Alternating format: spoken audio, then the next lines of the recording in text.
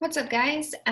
We're going to be doing our Excel 2 homework. So the GMO crops. Thought it was really interesting as far as what is going on in our food. And then the death rate associated with that. So I'm a vegetarian, and so for me, my produce is a big portion of my intake for food. And when you look at these graphs, like the first graphs, it's showing that, how many years the corn, the cotton, soy and corn, and if you look at the years, it's increasing every year that we go on with a percentage. And I think that's because so what I did is I searched for the source of the GMO crops for the first chart and was concerned when the website directed me to a media source. But the company CEO was replaced and bought out, so now it's a music venue website. So I got a little concerned with that. I was like, I don't know if this is factual or not. And then I did more research and I found out that what isn't so funny is the fact that the writers who were writing these articles were only getting paid if their blogs were hitting a certain number of viewpoints. So that also kind of has me on the fence of, I'm like 60-40.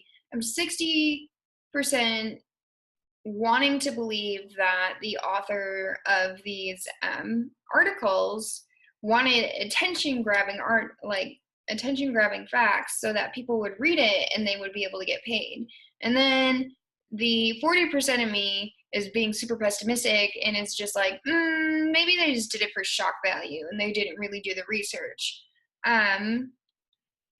But I just wanted to verify and let you guys know that correlation is when two sets of data are strongly linked together, and when two variables fluctuate, it's positive, and when its values increase together, it's negative. So as you can see, like for the beginning charts, they fluctuate. Crops increases with the sickness. As the years go on, you'll notice that more crops needed to be planted, i.e. growing population, meaning more food and quick, because we have mouths to feed. But then you'll notice that means for crops to grow faster, they have to increase the growth rate, which means there's a lot of hormones pumped into them. And the GM crops are still utilized to increase the distribution at alarming rates. And the human body is a strong machine. However, it's not invincible. The body will reject foreign objects or it will become immune to it. And so your body will start to accept that, oh, this is supposed to be here, I guess, and eventually maybe lead to something worse. So the best thing I can do as a consumer is just to be careful with my produce and make sure that, like, I try to get more organic, so I don't have to worry about any like pesticides or anything being sprayed on it or any hormones to make them bigger. And I've noticed that if you go in the organic section versus like the normal produce section, you'll see the sizes of like these tomatoes. I just did this about a week ago and I was just kind of in awe of the fact of like, here's a tomato the size of my fist in the non-organic section that's cheaper, and then here's a standard size tomato of like what a normal tomato looks like. But I'm pretty sure if you grow your own tomatoes, they're not going to be the size of your fist, and if they are, you've got miracle water then. It just shows you like it's kind of sporadic in the 98 hitting 2000, and then as you get past 2000 into like 2014, it's just like almost a steady increase with the crops growing in the United States. But also you'll notice that for the children with autism, As the years increased, so did the number of children affected by that. So did the deaths due to infection against the plotted BT corn planted. It just kept growing. And I'm pretty sure, like, a portion of me believes that this is factual because of the fact that with trees, for example, trees are lumber, and some companies will, you know, feed hormones into these trees and make them grow quicker instead of letting them naturally grow, which leaves the wood essentially just not good enough to even support anything. So let's go on to the next one. For half-life medications, I think honestly this was my favorite exercise that we had to do throughout our whole list of exercises, mainly because I have really bad allergies. Moving from Arizona, I didn't have any allergies. And then I think because I was in Phoenix and I didn't really have to worry about trees pollinating, and the seasons don't, they kind of like ease in Arizona. We're here, I mean, as you can tell, we're experiencing Arkansas weather at its finest. We're not in winter, but we're not in spring, but we're not in summer either. So it's kind of bipolar weather here versus what I'm accustomed to in Arizona. So for me, I chose one of the charts to be the half-life of Benadryl because like I said, again, I have really bad allergies. And so I end up taking Benadryl, which for some reason, I have to make sure that I'm not doing anything when I do take it because it will just knock me completely out. I get a really good nap. So let's see. Infinite. Infinite is such a strong word, but holds true to the amount of times that you can divide the number in half. An asymptote is a line that follows the curve, but they never meet. As you can see, I'm going to use my Benadryl one because I think that's a good graph. So as you can see here, that is our asymptote. And it just, I mean, right here in that 6.5 hour stretch is like, it's crazy to me how long it lasts in your system. And then it makes sense a little bit because it's like, well, maybe that's why it knocks me out. I don't know about you guys, but definitely doesn't make me feel 100% until maybe later, halfway through the next day. So this problem was a little difficult for me only because of E, and using numbers and math and mathing is still something that I'm adjusting to. So E is a transcendental transcendental constant, which means it can be the root of an equation without a rational coefficient. Basically, in non-math terms, this means the value exists in numeric form. Yet, to express that number is beyond complicated. Thus, the letter is used to symbolize the expression. The trend line is the asymptote. I tried to pronounce it prior to doing this video, but sorry, Benzie, to no avail. And E represents the growth in the rate of change. So the graph is displaying how long a particular drug is processed in your body over time, which is very good to know because if you're not feeling well and you continuously take medication, it can lead to an overdose. So another graph that I did for one of the drugs that I chose was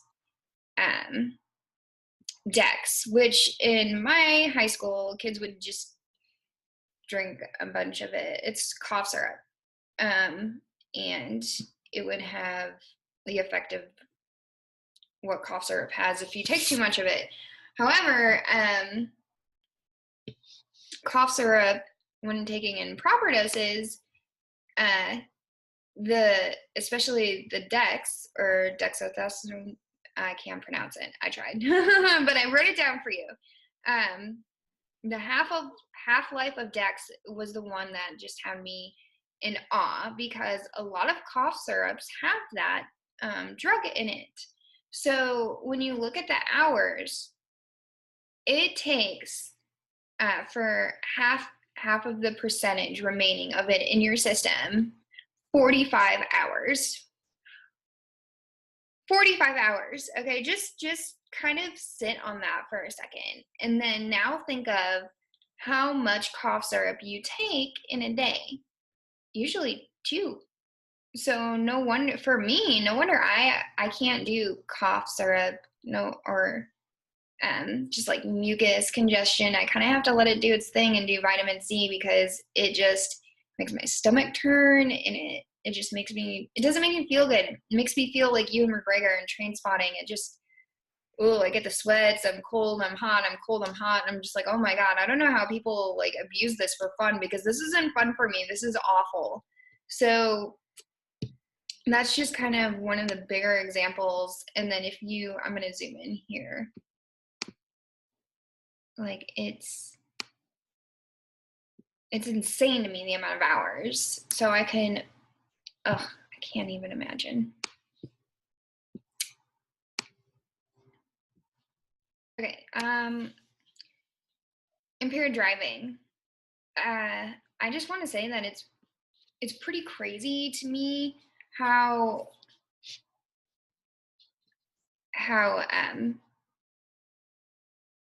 many lives have been lost due to, fatalities involved on that, in driving and impaired driving.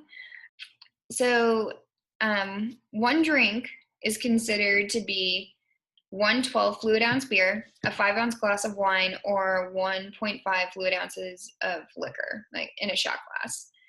The general rule of thumb is to take at least 3 drinks for an hour for women to reach the 0.08 blood alcohol level, and it takes about 4 drinks an hour for a man. But these are general guidelines based upon weight and the proportion of drinking. What surprises me is the elderly and people from, late teens to early 30s are the people that are being hurt the most because of these accidents. If you look at the British Columbia one, fatalities and their age range. So for like 2014, it was closer to 50s, 60s. And then like they're all older. And then if you go to ours, it's young teenagers and people who haven't even hit their 20s yet, who shouldn't even be legally drinking for that.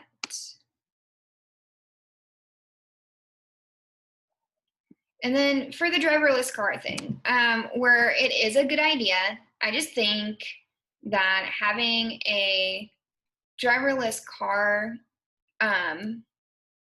would be an enabler for people to continue their bad behaviors. I mean, as adults, we get the luxury of drinking, like having a drink.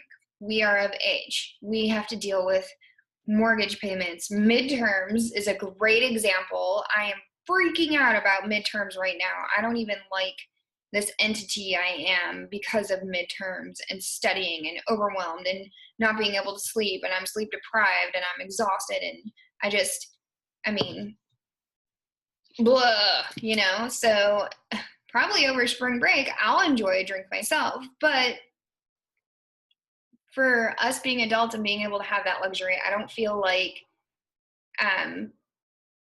driverless cars are going to help people who abuse it, because if you know you're going to abuse it and you're going to drink way past your limit, then it's your responsibility for you to get to and from that place in a responsible way.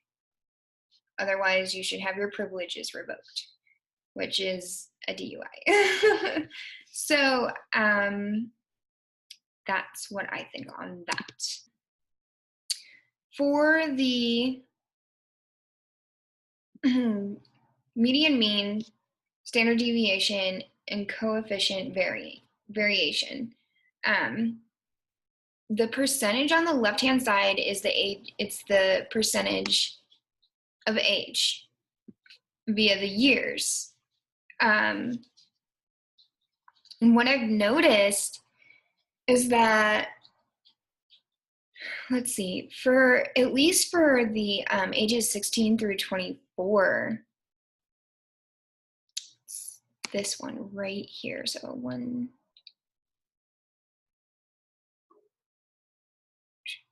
4, 5, so 2013 is kind of like that peak point of when it started to get increasingly worse.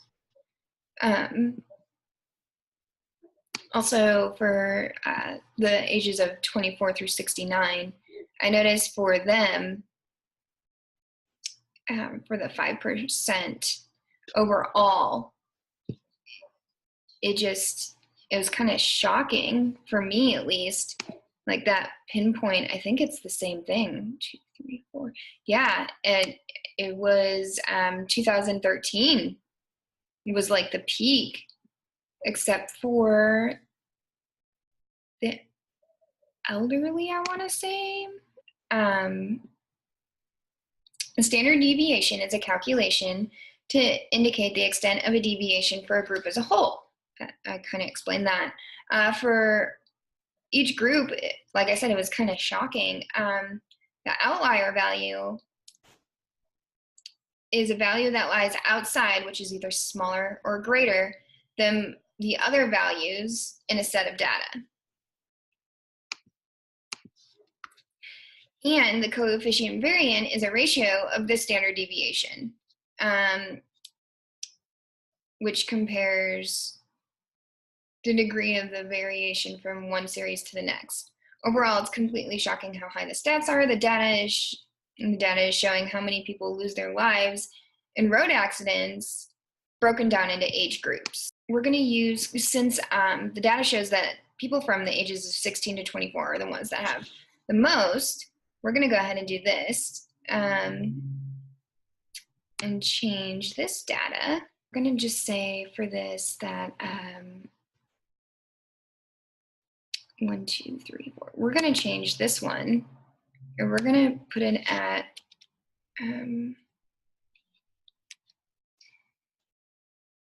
let's do 25 point. Let's do 25.5. And like, look how that increased just drastically. Like, there's crazy. And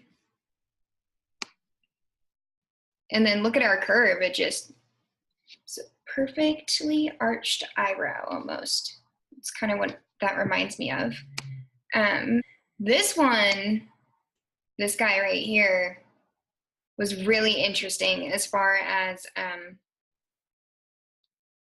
the US wealth. I was very shocked by it. Okay, so if we didn't have taxes, we might not be as better off as everyone thought. The tax dollars go to a stream of important things that are required if we want to continue to advance as a country. Also, fixes some of the current issues. Not all, but some. Teachers wouldn't have educational resources. Potholes would never get fixed, even though it takes forever for them to get fixed. They do get fixed. And public transportation wouldn't survive, and the elderly wouldn't be able to retire. We don't want to have people not be able to utilize our public transportation. We need that. Some people can't afford cars, and they need it in order to progress their career or education, to hopefully one day have a car of their own. I found that a big portion of it goes to sales and gross receipts, and then licenses, 15% is income taxes, property tax, other taxes. So I think I have a chart over here, and this shows where our taxes are coming from, where they're getting taken out of. Okay, so that's where a lot of our taxes are going. A major portion of it is supposed to be to Medicare and Social Security and schools, which we all need. As Notorious B.I.G. once said, the more money we come across, the more problems we see, which is completely accurate.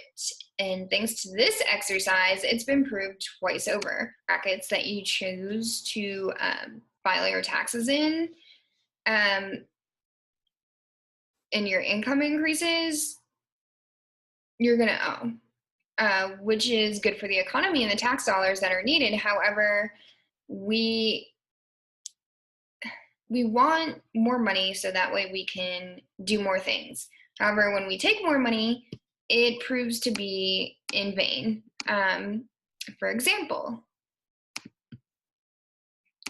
when you do your taxes when you're single, the $50,000 that you get, which is nice, by the way, the percentage deducted for the taxes for state and federal, I just added them together, so you're at 28.9%. At $50,000, you pay $14,450 in taxes, and then you're left over with $37.55. I mean, $550, which isn't too terrible. And then you get a raise, and you're still in a decent margin, you know. Same tax bracket as far as the percentage goes. You pay a couple grand more, you're at $69.72.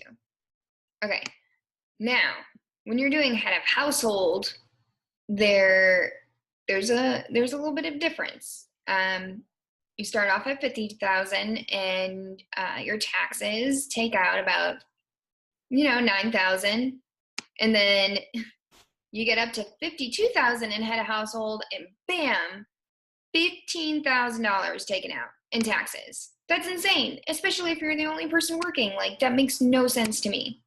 And then what I did, what was it, 2 weeks ago? Married filing joint. I thought it would be more beneficial for me to do married filing separate. Oh, I was sadly mistaken, because we weren't married for the full year. So I'm like, oh, let's see what that is. No. We would have owed like $1,300 in taxes in federal. That's not including state. 19% is deducted, and that's $9,000. $9,450. So $40,000. And then for 52, I mean, it's not that big of a difference, but it's going from being single to being married, and that's a big difference. At least for me it was, because I am used to getting money back. I'm not used to owing. So for me, that was kind of shocking as far as that goes. If I were offered a raise, though, I think that I would take it. More money in the moment, but that would help me pay off the house quicker. It'd help with some of the debt, and it would also help, I don't know, do more things than the current. But I expected taxes to be taken out. I just didn't expect them to be that high. If I were in charge of income and tax ratios, I mean, if somebody's doing head of household, like that's a little much. I mean, I would have stricter guidelines as to prove that you're head of household and you don't have any other source of income, so that way you're not paying so much into taxes, especially if you're taking care of more than one person. Like, if you're a head of household and you're taking care of several people, then that's completely unfair.